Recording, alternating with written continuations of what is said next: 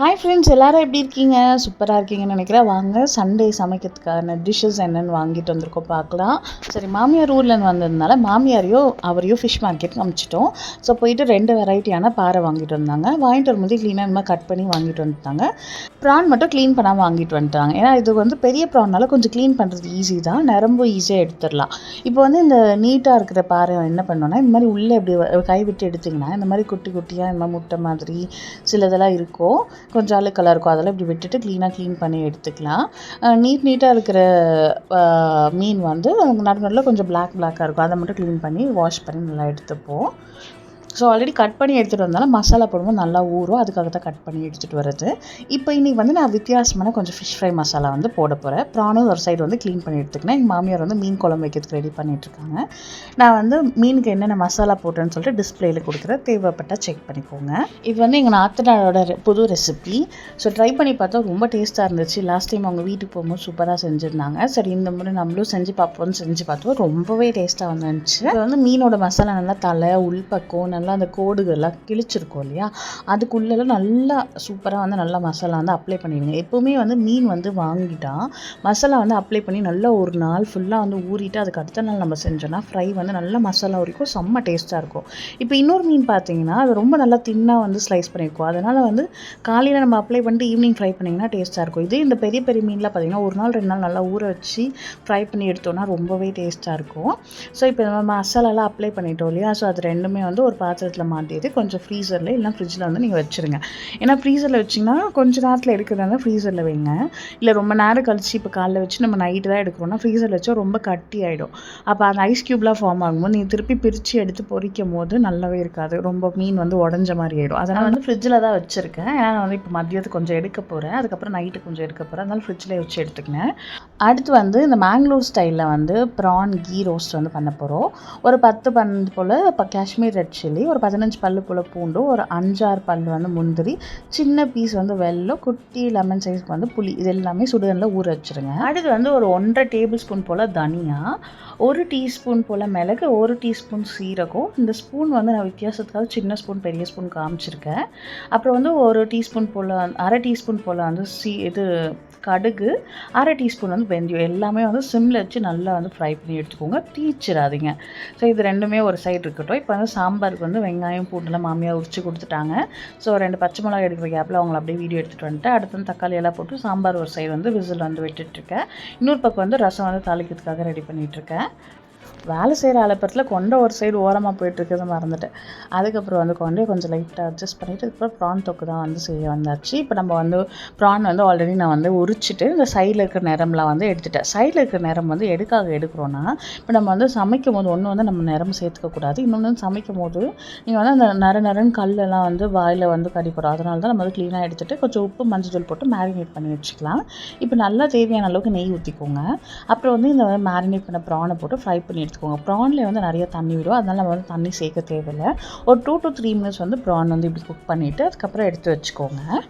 இப்போ இந்த PRAN cook ஆனதுக்கப்புறமா அதுலேயே கொஞ்சமாக அந்த தண்ணி இருக்கும் இல்லையா, அந்த தண்ணியிலே இன்னும் கூட கொஞ்சம் நெய் ஆட் பண்ணிக்கோங்க. ஒரு 2 டேபிள் ஸ்பூன் இல்லை 3 டேபிள் ஸ்பூன் உங்களுக்கு நெய் எந்த அளவுக்கு தேவையோ அவ்வளோ ஆட் பண்ணிக்கோங்க. நான் இன்றைக்கி 1/2 கிலோ ப்ரான் தான் எடுத்திருக்கேன். அடடா, நெய் போடும்போது டப்பா உள்ளே இருந்துச்சு. அதுக்கப்புறம் நான் இந்த ரெண்டுமே ஊற வச்சுருந்தோம் இல்லையா, அதை நல்லா அரைச்சிட்டு நல்லா அரைங்க. ஏன்னா ஒரு 90% இறங்க. இந்த மாதிரி நான் இப்படி போடும்போது கொஞ்சம் விதையாக இருந்துச்சு. அதுக்கப்புறம் நான் திருப்பி அதை எடுத்து கொஞ்சம் அரைச்சி விட்டுக்கினேன். நான் கொஞ்சம் ஒரு 90% 95% நல்லா பேஸ்ட்டாக அரைச்சிக்கினேன். இந்த ப்ரானை போட்டு ஒரு 2-3 மினிட்ஸ் நல்லா அந்த மசாலாவோட கொஞ்சம் ஊறட்டும்.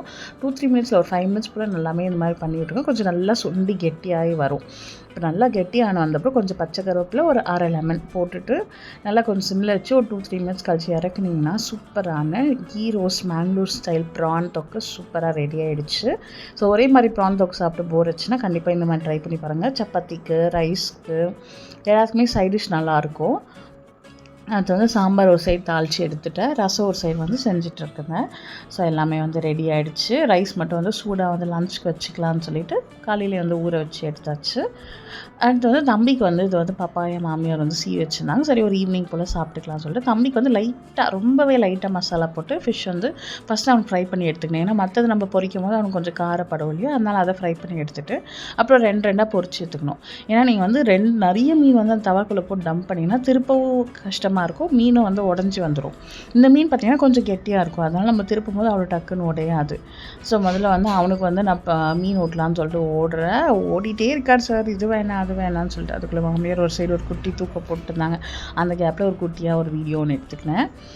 சார் வந்து முதல்ல சாப்பிடவே இல்லை, எப்படி விட்டாலும் ஒரு வாய் மட்டும் சாப்பிட்டா அதுக்கப்புறம் துப்பிட்டான், சரியாக சாப்பிடவே. சரி அவனுக்கு கொஞ்சமாக சாம்பார் வந்து தாளிக்கிறதுக்கு முன்னாடி எடுத்து வச்சுருந்தாக்க மிளகாத்தூள் போடுறதுக்கு முன்னாடி அதில் விட கொஞ்சம் ரைஸ் கொஞ்சம் மிக்சியில் ஒரு சொட்டு விட்டுட்டு மீன் அதுக்குள்ளே அமுத்தி வச்சு ஊட்டிட்டேன்.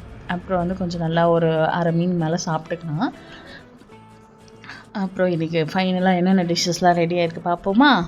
சாதம், ப்ரான் தொக்கு செம்மையாக இருக்குல்ல பார்க்கும் போதே. கொஞ்சம் காரம் கம்மியாக தான் இருக்கும், ஏன்னா நம்ம காஷ்மீர் ரெட் சில்லி போடுறோம் இல்லையா, அதனால் கொஞ்சம் காரம் கம்மியாக தான் இருக்கும். மீன் குழம்பு எங்கள் மாமியார் வச்சது செம்மையாக இருக்கும்.